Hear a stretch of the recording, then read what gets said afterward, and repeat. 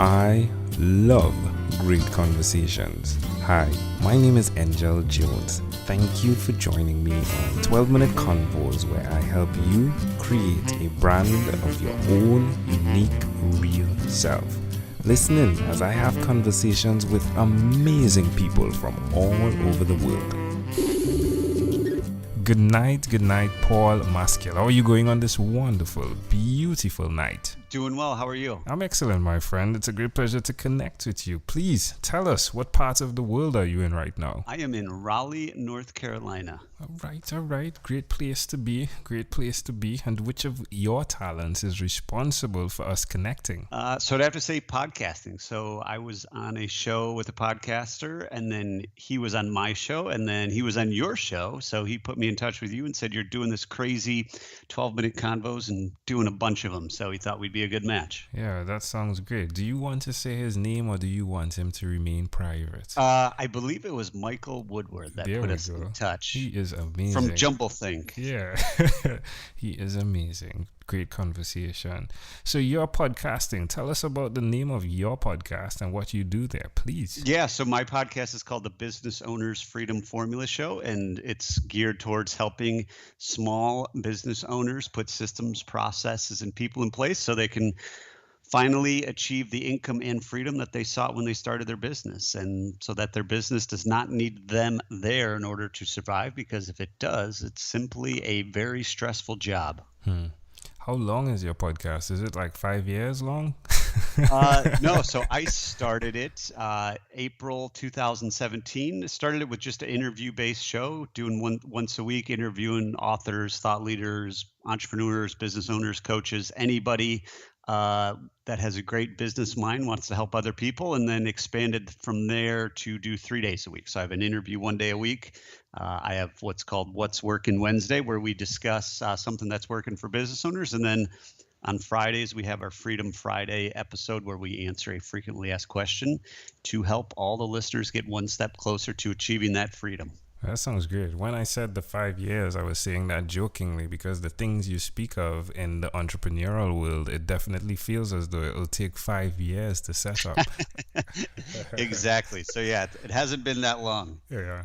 So, all right. So many entrepreneurs speak about, so even today I was just listening to a podcast where they were speaking about E-Myth and what Michael Gerber speaks about, right? In terms of systemizing your business and stepping away where you are not that person that is doing everything in your business. Is that what surrounds your topics? Yeah, so that's a really good tool to use. The E-Myth by Michael Gerber's great book, great resource.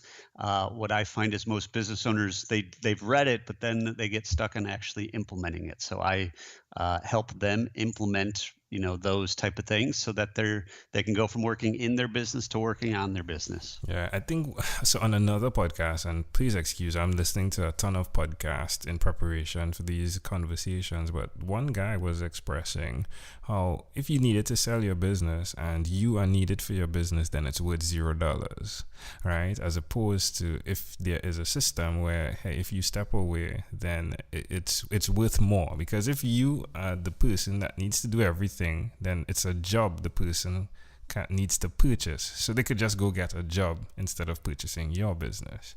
And I thought it was really harsh, if you would, because I think I try to do a lot in my business, but I've definitely seen the value of systemizing my business.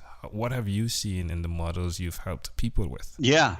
So that podcast you're listening to is pretty spot on. So I actually owned my own service-based business before, which obviously any service-based business is people intensive. So you need people delivering the service, you need people running the business, and really any business is built by people. So when that integral part is the owner, nobody really wants to buy a business that needs the owner there, because it means they're either going to have to pay that owner on salary, or if that owner doesn't come along with them, they're going to have to try and figure out everything on their own and try and pull it out of that other person's head and try and figure out what they were thinking. So when I was building my previous business, that's really what I did. So I put the systems and processes in place and then hired a team to implement those systems, which allowed me to kind of focus on leadership as well as bigger picture things, the vision of the company, kind of really figuring out where we want to go next and supporting the people that I was putting in place. And then in doing so, I was able to work a lot less and make a lot more because the business was no longer,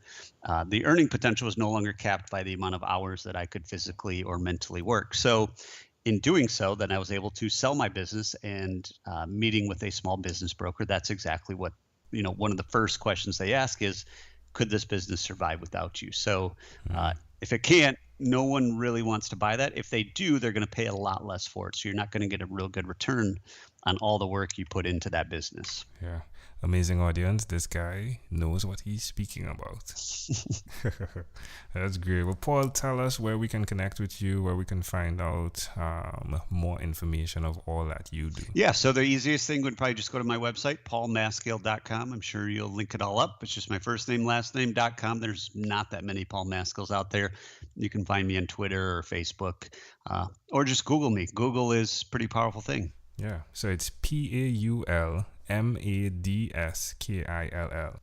my version. That's right? Close. Yeah, because it's Paul Maskill, right? No, I'm joking. There you go. Yeah, it's Paul Maskill, folks. So it's Maskill. Paul Maskill. Well, Paul, tell me one other thing that you've done consistently over the last 3 years. I would say consistently serving before selling. How does that make you feel? Excellent. Yeah. Suggest to someone out there that's listening, Paul, why they should even consider that model. Yeah. So when you put people's best interests first, whether that's your employees or your customers, basically those are the two integral groups of people that you're dealing with when you own a business, the profits will follow because you're treating people the way you want to be treated, whether you're an employee, whether you're a customer. But when you put the profits before the people, you're really just counting numbers, and you won't be as fortunate. You won't have as much success when you do that. Well, amazing audience, you're hearing it live. We're live here with Paul Maskill. Do check him out, paulmaskill.com. You can hear his podcast right there. Again, he is the business development and growth expert. Paul, let's switch gears for a moment now and let me invite you into my time machine that is surrounded with beautiful, warm, blue Caribbean water. Paul, what is your earliest childhood memory? I would have to say learning to tie my shoes, and it was the day before kindergarten started. Wow. So you're an average age of what, 5? 5, yep. Yeah. So why do you think this memory is so clear? Probably because it was a big accomplishment. I remember my parents saying, well, if you want to go to school, you got to know how to tie your shoes, because if they come untied, no one else is going to be there to tie them. So I'm sure I have other memories that weren't as clear from before that, but that was definitely the most vivid memory I have from my childhood. How intriguing is that? Well, can I offer an interpretation to the thought picture you created in my mind? Yeah, let's hear it. I love the 3 things that are going on there. It's amazing how in business there are always like 3 things going on. I don't know what the 3 number has, but anyway. So the first thing is your parents, if you would, right? And that right there we have the coach. And then we have the second thing, which is the kindergarten, like the real life, the thing that you need to face, where you learn, where you get experience, where, the real life stuff happens. And then there's you, who is actually willing to take the advice, the coaching, if you would, from your parents to do what is necessary to face real life. And in so doing, get the information to help others so that they as well can face real life. There you go. There we go. If we fast forward to when you were 12 years old, what was your favorite song? So I had to look this up, what top songs when I was 12, but it would be Bone Thugs and Harmony, Crossroads. Yeah. It's just like the crossbow you needed to tie, right? On your Exactly. And the harmony, right? Bone Thugs and Harmony. Ooh, big tune. Right, Paul? All right. Yeah, I'll have to go listen to that song. I'm hearing it in my head now.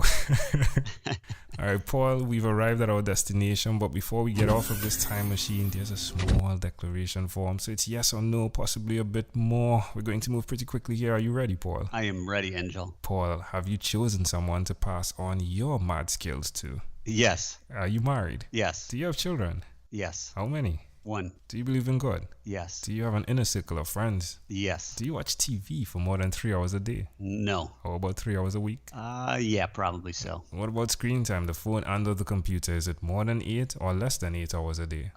Definitely more than 8 hours. Paul, after 1,001 conversations in 3 months in 2016, I came up with a workbook, the name of it being called Yours. It stands for your own unique real self. The idea being you answer questions that connect you, hopefully to identify your mission, if you would, which I call your own unique real statement.